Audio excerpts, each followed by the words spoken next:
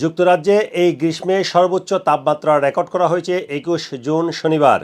এদিন গ্যাটিক বিমানবন্দরের কাছে চার্লউড এলাকায় ৩৩.২ ডিগ্রি সেলসিয়াস তাপমাত্রা রেকর্ড করা হয়। এর আগে গত বৃহস্পতিবার হিথ্রোর কাছে তাপমাত্রা ছিল ৩২.২ ডিগ্রি সেলসিয়াস।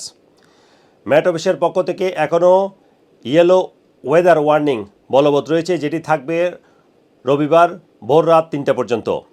এছাড়া অ্যাম্বার হিট হেলথ ওয়ার্নিং, যেটি এখনও বলবৎ আছে ইউকে হেলথ সিকিউরিটি এজেন্সির পক্ষ থেকে, সেটি থাকবে সোমবার পর্যন্ত।